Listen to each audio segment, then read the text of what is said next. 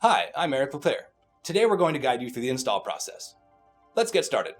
Today we're going to show you how to install the under-seat amplifier mounting bracket for Jeep Wrangler Unlimited and Jeep Gladiator. Compatible with 2018 and newer Jeep Wrangler JL Unlimited and 2020 and newer Jeep Gladiator JT, these under-seat brackets feature pre-drilled and threaded holes for audio control, Stinger electronics, and Phoenix Gold amplifiers. They can even be custom drilled to be used to mount any other brand of amplifier or any other sort of accessory underneath the seat of your Jeep. Today we're also going to be installing our Jeep-specific wiring kit.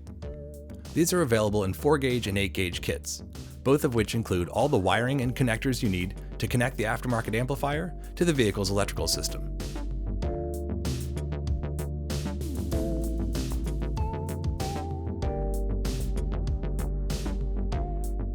Starting in the engine bay, by the battery, we're going to mount the fuse holder.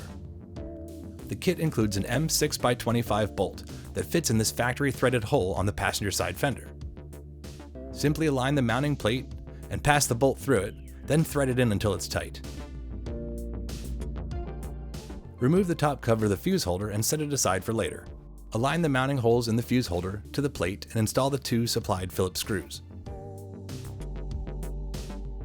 The wiring kit has 2 lengths of power wire. We're going to set aside the 22-inch length of wire for now. Starting with the braided end of the 17-foot power wire, we're going to connect it into the fuse holder. Using a 4mm Allen wrench, loosen the set screw. Install the wire into the fuse holder, then retighten the set screw. Using a 10mm socket, remove the 5 nuts securing the plastic wire cover and the coolant reservoir.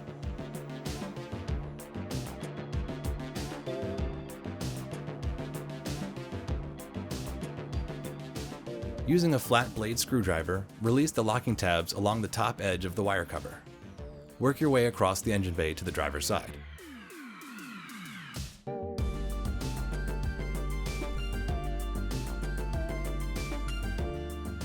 Lift the coolant reservoir off the studs and position it out of the way.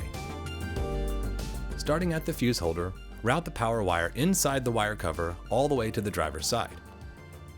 Tech tip: you can remove the battery and pass the wire through a grommet in the passenger side of the firewall if you want a bit of a shortcut.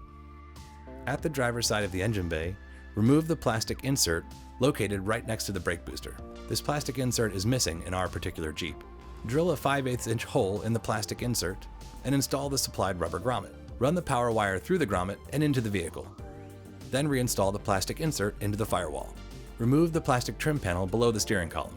Route the power wire behind the dashboard, securing it to the factory wiring with zip ties. Be sure to keep the wire high up so you don't kick it with your feet.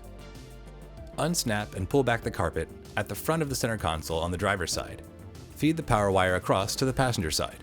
Unsnap and pull back the carpet on the passenger side of the center console, and pull the length of the power wire through to the passenger side. Open the glove box. Remove the glove box and set it aside. Use zip ties to secure the power wire to the factory wiring. Remove the kick panel access cover. Using a trim tool, unclip the electrical connector from the body. Remove the 10mm nut. Remove the kick panel by pulling towards the center of the Jeep. Route the power wire behind the factory wiring as much as possible so it stays hidden.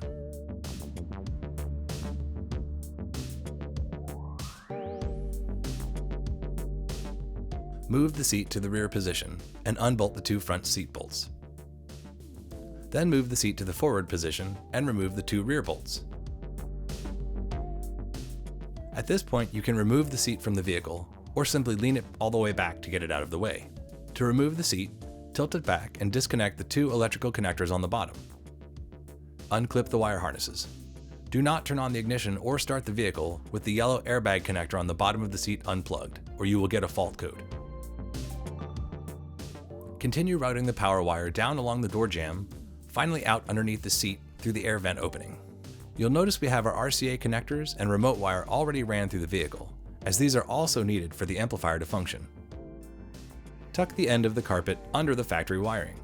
This will allow the amp bracket to slide under this wiring. On the side of the center console, there's a factory ground point. Remove the 10mm nut.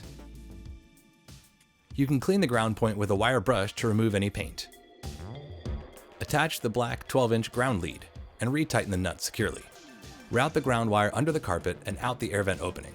Reference the instructions included with the amplifier bracket to identify which holes fit your amplifier. Align the amplifier and insert the supplied Allen head screws.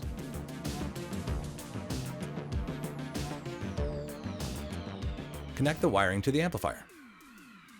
We always recommend that you connect the ground wire before connecting the RCA cables, so there's no chance of the amplifier grounding through the RCA cables. Connect the remote wire, which provides a turn-on signal. Connect the power wire. Connect the speaker level audio outputs from the amplifier into the vehicle's existing wiring. Using a product like SpeedWire makes this easier. Also, plug-in harnesses are available for many vehicles, which provide access to the speaker level wiring behind the head unit. Be sure to connect your RCA connectors to the head unit and the amplifier. If your amplifier has a remote level controller, be sure to connect that also, and run this wiring before reinstalling the seat.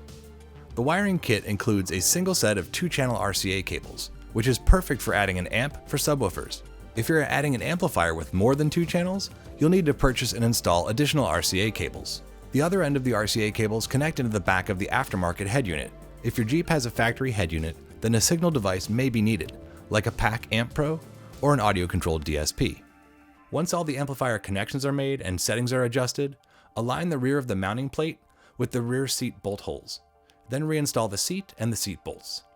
Be sure to reconnect the airbag harness underneath the seat.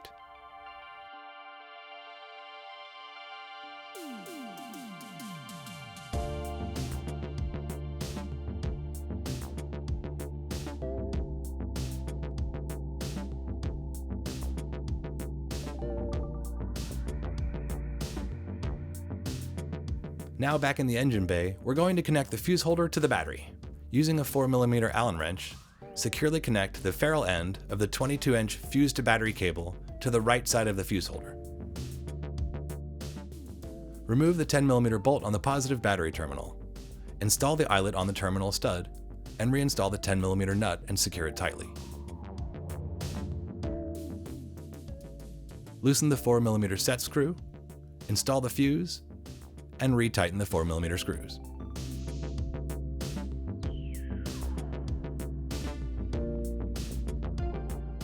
Reinstall the fuse cover.